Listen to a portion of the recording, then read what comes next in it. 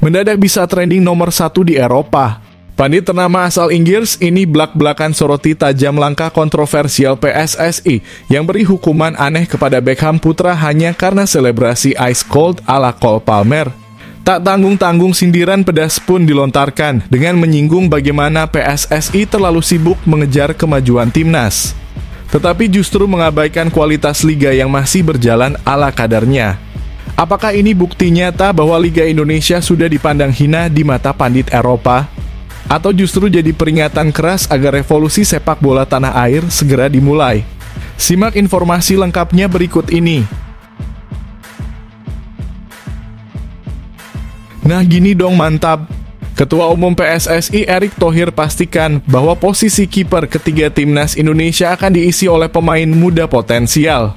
Di bawah Martin Paes dan Emil Audero kini muncul nama yang paling dijagokan untuk mengisi slot krusial. Sosok Curus Margono langsung jadi perbincangan hangat karena dinilai punya kualitas Eropa yang bisa jadi senjata rahasia tim Garuda. Akankah Curus Margono akhirnya menjadi pilihan tim pelatih untuk mengisi posisi kiper ketiga timnas Indonesia? Breaking news bikin bangga. Asisten pelatih timnas Alex Pastoor dilaporkan dengan sangat tegas telah menolak tawaran melatih tim elit Eredivisie Belanda SC Heerenveen. Terkuak jelas alasan utamanya karena demi timnas Indonesia. Fans timnas Auto sangat kagum dan bahagia mendengarnya. Apa yang bakal terjadi selanjutnya? Mampukah kejeniusan sang profesor taktik itu membawa Indonesia lolos ke Piala Dunia 2026? Yes, alhamdulillah kabar gembira. FIFA lagi-lagi bantu timnas Indonesia. Tepat tadi malam dikonfirmasi bahwa wasit Gulmurod Sadulo ditunjuk untuk memimpin laga super krusial melawan Bahrain di GBK. Sosok pengadil yang punya rekam jejak positif dengan Indonesia saat memberikan penalti penting melawan Vietnam di Piala Asia 2024. Langsung jadi harapan baru bagi Garuda, kehadirannya bisa membawa hoki dan keberuntungan lagi. Akankah wasit Sadulo jadi faktor X yang kembali bantu Indonesia raih kemenangan bersejarah? Langkah super jenius, tak ada yang menyangka. Alasan besar dibalik naturalisasi Dean James ternyata bukan untuk jadi pesaing Calvin Verdonk di posisi back kiri, melainkan disiapkan sebagai winger kiri untuk menggantikan Rafael Struijk di laga super krusial melawan Australia dan Bahrain mendatangkah. Langkah jenius ini bisa jadi manuver taktik yang membuat timnas Indonesia lebih dinamis. Akankah Dean James berhasil membuktikan diri dan jadi pembeda di momen genting Maret mendatang? Bisa langsung bikin geger semuanya. Tak ada yang menyangka bahwa Indra Syafri memberikan reaksi mengejutkan usai resmi dipecat oleh PSSI dari posisi pelatih timnas U20 Indonesia. Sikapnya yang tak terduga ini memicu spekulasi liar di kalangan publik. Dengan pengalaman dan dedikasinya yang tak diragukan, apakah Indra Syafri akan kembali dengan peran baru yang lebih besar? Atau justru ada kejutan lain yang akan segera terungkap? Simak semua berita lengkapnya di sini. Ini baru top Marco Top. Kualitas Sandy Walsh memang tak bisa dibantah. Setelah ia berhasil membuktikan bahwa pemain Indonesia bukan sekadar alat marketing di klub Jepang. Performa gemilangnya di Liga Jepang jadi jawaban telak bagi pihak yang meremehkan kemampuan talenta Garuda. Akankah ini jadi titik balik bagi generasi emas sepak bola Indonesia di kancah internasional? Simak informasi selengkapnya hanya di sini. Keputusan Demerlang. Pratama Arhan kini makin bersinar di Bangkok United dengan menit bermain yang jauh lebih banyak dibanding saat berkarir di Liga Jepang atau Korea. Perkembangan positif ini bisa jadi bukti bahwa kepindahannya ke Thailand adalah keputusan tepat bahwa pemain lokal bisa bersaing di level Asia. Akankah ini jadi awal kebangkitan Arhan di skuad timnas Indonesia asuhan pelatih anyar Patrick Kluivert?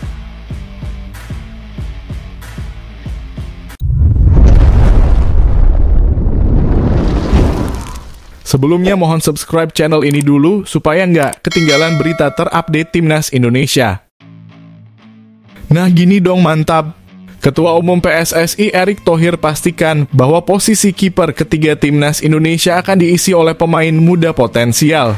Di bawah Martin Paes dan Emil Audero, kini muncul nama yang paling dijagokan untuk mengisi slot krusial. Sosok Chirus Margono langsung jadi perbincangan hangat karena dinilai punya kualitas Eropa yang bisa jadi senjata rahasia tim Garuda. Akankah Chirus Margono akhirnya menjadi pilihan tim pelatih untuk mengisi posisi kiper ketiga timnas Indonesia? Dua penjaga gawang keturunan Martin Paes dan Emil Audero hampir dipastikan masuk dalam skuad timnas Indonesia. PSSI saat ini sedang mempercepat proses naturalisasi Emil Audero agar kiper Palermo tersebut bisa membela timnas Indonesia pada FIFA Matchday Maret 2025. Jika proses naturalisasi berjalan lancar, Emil Audero berpeluang tampil dalam laga kualifikasi Piala Dunia 2026 zona Asia melawan Australia dan Bahrain Maret mendatang. Ketua Umum PSSI Erick Thohir menilai kehadiran Emil Audero akan memperkuat kedalaman skuad Garuda, terutama di sektor penjaga gawang. Selain Emil Audero, timnas Indonesia sudah memiliki Martin Paes yang kini menjadi kiper utama FC Dallas di MLS Amerika Serikat. Erick Thohir mengungkapkan bahwa Paes menyambut positif kedatangan Emil Audero karena kompetisi antar pemain dalam satu posisi sangat diperlukan.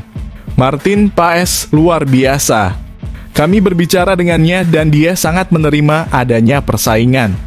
Saat ini dia adalah kiper utama di klub Amerika, tetapi dalam sepak bola ada risiko cedera. Oleh karena itu, kita harus memperkuat posisi penjaga gawang, ujar Erick Thohir. Dengan pengalaman Emil Audero yang sudah berkarir di Serie A dan Serie B Italia bersama Juventus, Sampdoria, Inter Milan, Como, dan Palermo, timnas Indonesia kini memiliki dua kiper tangguh. Alhamdulillah setelah proses panjang, kini kita punya pilihan kiper yang kokoh di bawah Mistar, tambah Erick. Erick Thohir juga menyinggung soal posisi kiper ketiga timnas Indonesia. Ia menegaskan bahwa slot tersebut akan diisi oleh pemain muda agar mereka bisa belajar dari Martin Paes dan Emil Audero. Pernyataan ini mengindikasikan bahwa Nado Argawinata kemungkinan besar harus merelakan tempatnya, sementara Hernando Ari berpeluang besar masuk skuad karena usianya masih 23 tahun dan sesuai dengan kriteria yang diinginkan PSSI. Di posisi kiper ketiga, kita akan mempertahankan pemain muda supaya bisa belajar dari seniornya, kata Erick Thohir. Dengan adanya Martin Paes, Emil Audero, dan satu kiper muda, lini pertahanan timnas Indonesia dipastikan semakin kuat dalam menghadapi laga-laga berat di kualifikasi Piala Dunia 2026.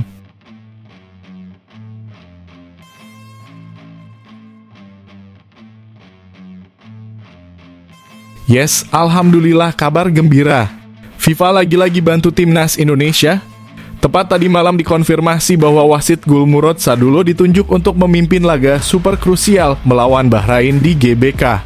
Sosok pengadil yang punya rekam jejak positif dengan Indonesia saat memberikan penalti penting melawan Vietnam di Piala Asia 2024. Langsung jadi harapan baru bagi Garuda, kehadirannya bisa membawa hoki dan keberuntungan lagi.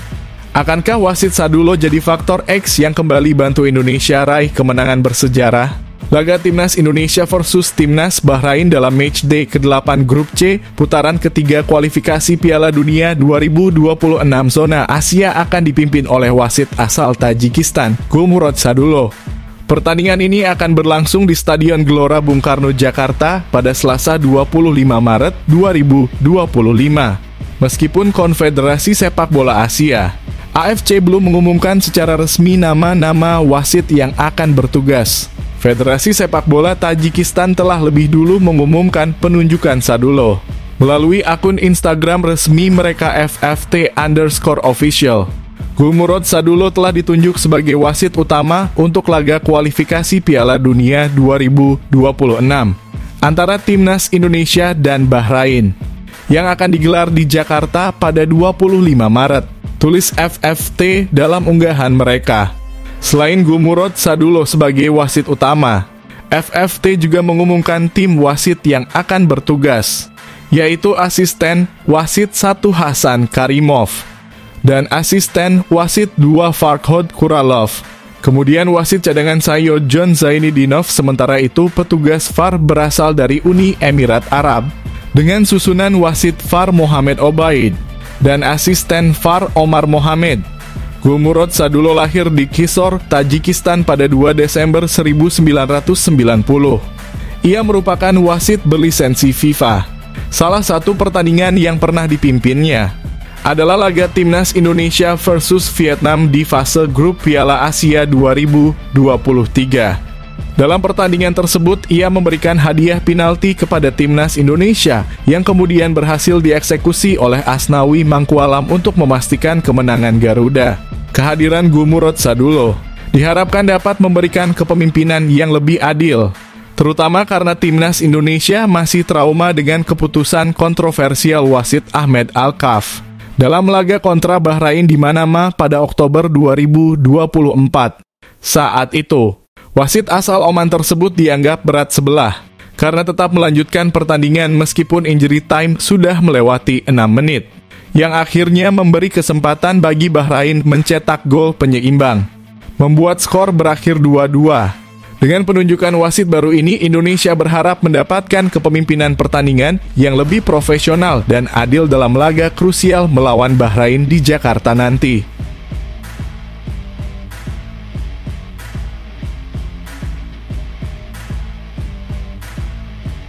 Langkah super jenius, tak ada yang menyangka. Alasan besar dibalik naturalisasi DeAndre James ternyata bukan untuk jadi pesaing Calvin Verdonk di posisi bek kiri, melainkan disiapkan sebagai winger kiri untuk menggantikan Rafael Struijk di laga super krusial melawan Australia dan Bahrain mendatangkah. Langkah jenius ini bisa jadi manuver taktik yang membuat timnas Indonesia lebih dinamis. Akankah DeAndre James berhasil membuktikan diri dan jadi pembeda di momen genting Maret mendatang? Kabar baik datang bagi timnas Indonesia. Bek kiri Go Ahead Eagles, DeAndre James telah menyatakan kesediaannya untuk membela skuad Garuda. Kabar ini dikonfirmasi langsung oleh Ketua Umum PSSI, Erick Thohir pada Sabtu lalu di Jakarta. DeAndre James saat ini bermain di klub kasta tertinggi Liga Belanda, Go Ahead Eagles, dan masih berusia 24 tahun. Dan dikenal sebagai pemain yang berposisi utama sebagai bek kiri, tetapi Erick Thohir mengungkapkan bahwa ia juga bisa bermain sebagai penyerang sayap kiri. Ada juga pemain yang kakeknya dari Semarang, ibunya dari Surabaya, ujar Erick Thohir. Untuk dokumen-dokumennya aman, yaitu DeAndre James. Dia pemain Go Ahead Eagles dan merupakan starter di sana. Erick juga menambahkan bahwa timnas Indonesia membutuhkan tambahan kekuatan di sektor back kiri dan wing back kiri. Kehadiran DeAndre James bisa menjadi opsi lain yang juga bisa bermain sebagai gelandang kiri, terutama untuk menambah kedalaman skuad jika pemain-pemain di posisi menyerang mengalami kekurangan opsi. Sejak era Sintayong, posisi back kiri timnas Indonesia telah dipenuhi oleh beberapa pemain naturalisasi.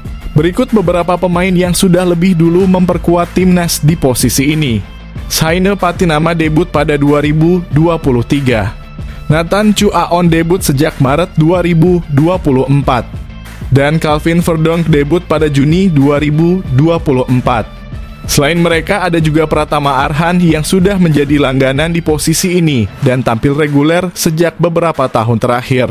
Namun dengan pergantian pelatih dari Sintayong ke Patrick Kluivert, kemungkinan besar akan terjadi perubahan besar dalam pemilihan pemain.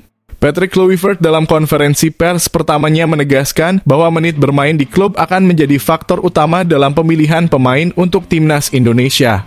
Pratama Arhan yang sebelumnya diragukan tempatnya mulai membuktikan diri setelah mendapatkan menit bermain lebih banyak di Bangkok United.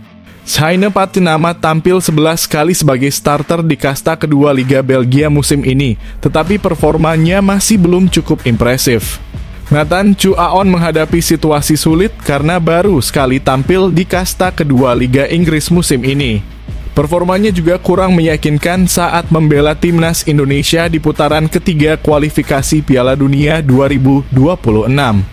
Jika performa mereka tidak meningkat, bisa jadi Saine Patinama dan Nathan Chu Aon akan kehilangan tempatnya di timnas Indonesia. Kini pertanyaannya adalah, siapa yang akan mengisi posisi bek kiri timnas Indonesia saat menghadapi Australia?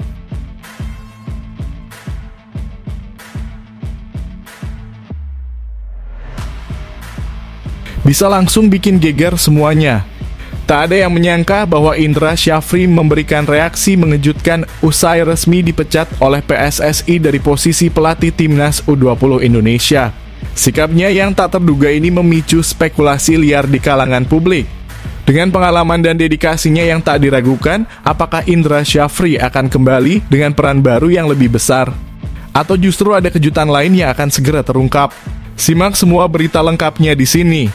Pelatih Indra Syafri secara resmi diberhentikan dari posisinya sebagai pelatih Timnas U20 Indonesia oleh PSSI pada Minggu kemarin.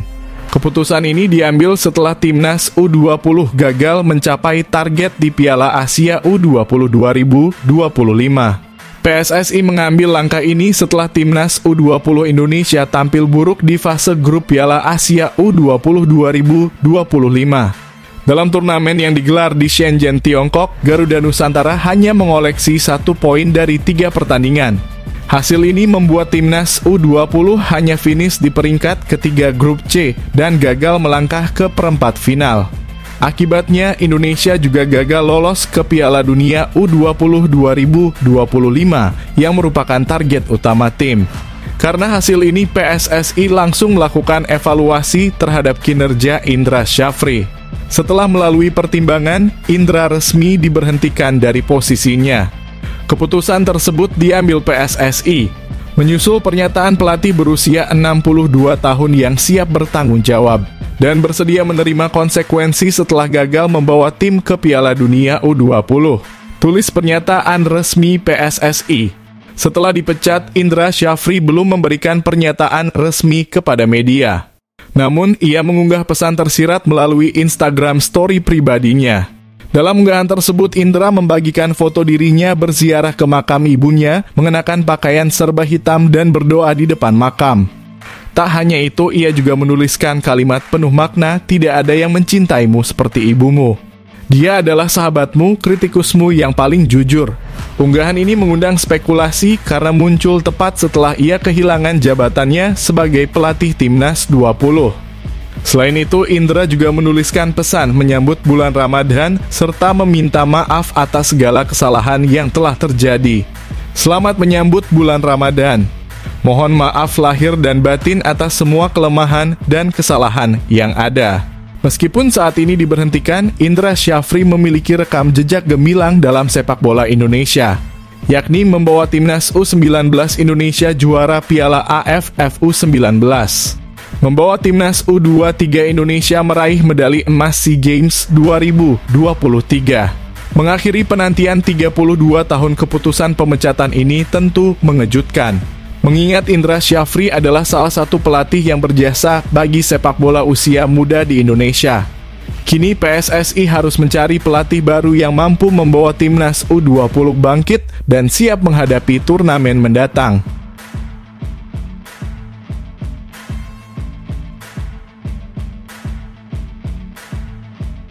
Ini baru top Marco Top. Kualitas Sandy Walsh memang tak bisa dibantah. Setelah ia berhasil membuktikan bahwa pemain Indonesia bukan sekadar alat marketing di klub Jepang. Performa gemilangnya di Liga Jepang jadi jawaban telak bagi pihak yang meremehkan kemampuan talenta Garuda. Akankah ini jadi titik balik bagi generasi emas sepak bola Indonesia di kancah internasional? Simak informasi selengkapnya hanya di sini. Sandy Walsh menunjukkan bahwa pemain Indonesia tidak hanya dijadikan alat pemasaran oleh klub Jepang. Sejauh ini, bek berusia 29 tahun tersebut telah mendapatkan menit bermain yang cukup bersama Yokohama Marinos di musim 2025. Sandy Walsh resmi pindah dari KV Mechelen ke Yokohama Marinos pada Februari 2025. Ia dikontrak hingga 30 Juni 2027. Kepindahannya sempat menuai berbagai tanggapan dari warganet Indonesia. Banyak yang masih ingat bagaimana beberapa pemain Indonesia sebelumnya tidak mendapatkan kesempatan bermain yang layak di J-League. Contohnya adalah Pratama Arhan yang selama periode di Tokyo Verdy lebih banyak menjadi ikon pemasaran klub dan sangat jarang diberi kesempatan bermain. Namun, Sandy Walsh membuktikan bahwa situasinya berbeda. Ia benar-benar dipercaya oleh pelatih dan mendapatkan peran penting dalam tim. Sejauh ini, Sandy Walsh telah bermain dalam 2 pertandingan resmi bersama Marinos, yaitu di AFC Champions League Elite dan J-League 1. Debutnya terjadi di ajang AFC Champions League Elite saat melawan Shanghai Port pada 19 Februari 2025. Walsh bermain penuh selama 90 menit, membantu timnya meraih kemenangan 2-0 di kandang lawan.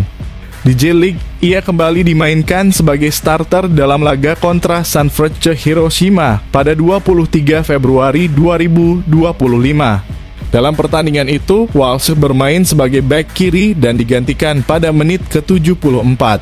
Kepercayaan yang diberikan pelatih menunjukkan bahwa Yokohama Marinos tidak merekrut Walsh hanya untuk kepentingan marketing, tetapi karena mereka memang membutuhkannya sebagai pemain inti di lini pertahanan.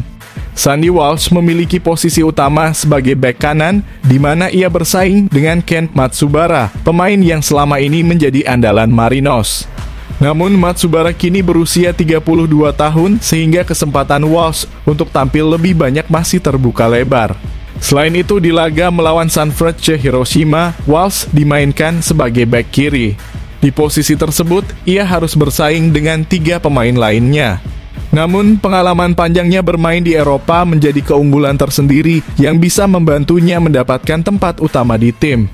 Keberhasilan Sandy Walsh mendapatkan menit bermain di Yokohama Marinos menjadi bukti bahwa pemain Indonesia bisa benar-benar berkarir di J-League tanpa hanya menjadi alat pemasaran klub. Jika terus tampil konsisten, ia berpeluang menjadi pemain kunci di pertahanan Marinos selama beberapa musim ke depan.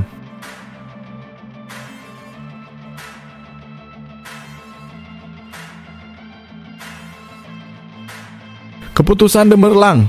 Pratama Arhan kini makin bersinar di Bangkok United dengan menit bermain yang jauh lebih banyak dibanding saat berkarir di Liga Jepang atau Korea.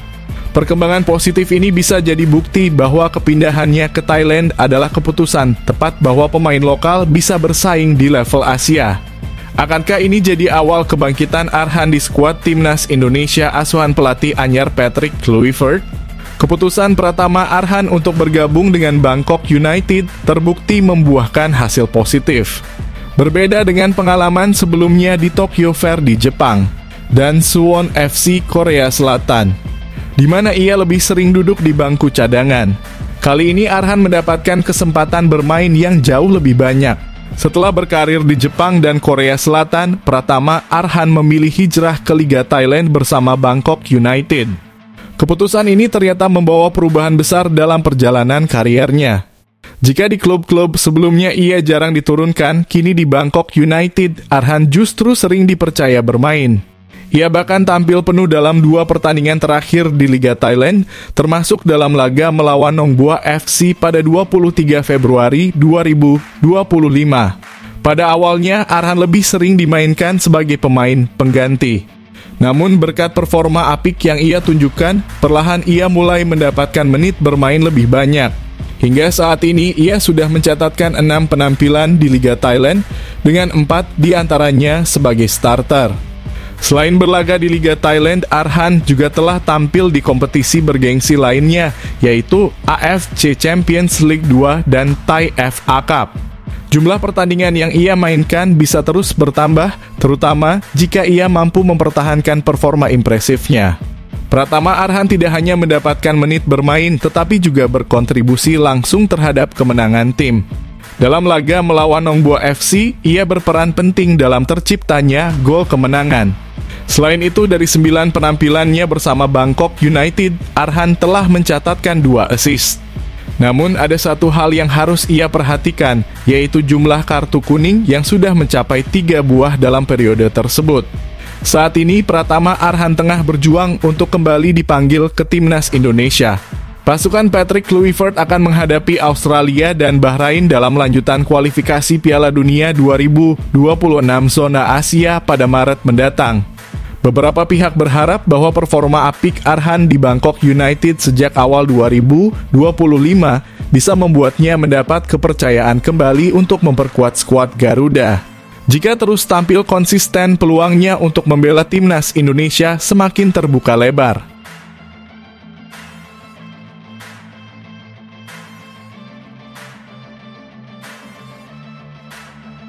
Mendadak bisa trending nomor 1 di Eropa.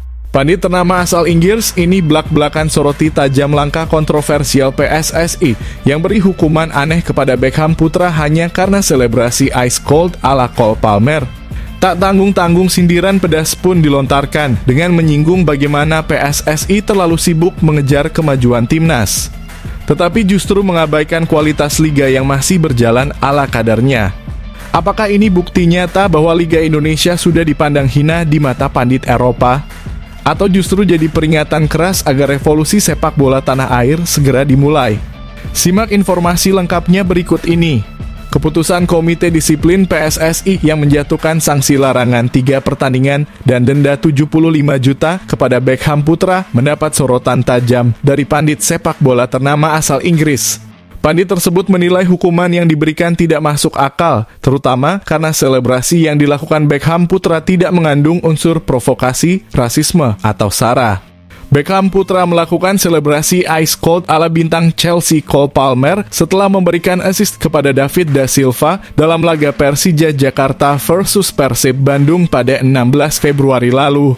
Laga tersebut berakhir dengan skor 2-2. Namun Komdis PSSI menilai selebrasi tersebut melanggar kode disiplin PSSI tahun 2023 dan menjatuhkan hukuman larangan bermain 3 laga serta denda 75 juta.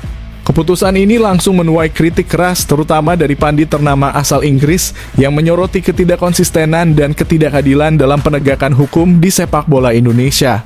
Pandit asal Inggris tersebut menegaskan bahwa PSSI harus mulai memperbaiki liga lokal secara serius, bukan hanya fokus membangun timnas Indonesia. Selamat untuk PSSI, keadilan di lapangan tidak pernah serius ditangani. Semoga para exco yang terhormat ada yang peduli dengan kejadian-kejadian di liga lokal Indonesia akhir-akhir ini.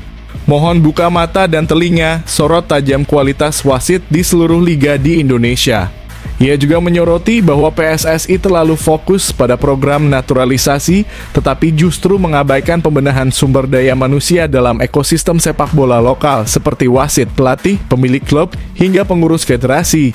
Federasi PSSI jangan hanya fokus pada naturalisasi, tapi harus fokus pembenahan SDM seperti wasit, pelatih berlisensi, pemilik klub berlisensi, bahkan pengurus PSSI harus berlisensi. Jika ingin membangun ekosistem yang baik, perbaiki dulu perangkat pelaksananya. Selain itu, sang pandit juga menganggap sanksi terhadap Beckham Putra sebagai bukti bahwa mafia wasit masih bercokol di Indonesia. Larangan 3 kali bermain terhadap selebrasi Beckham Putra sangatlah tidak mendasar dan ini bukti mafia wasit masih ada di Indonesia.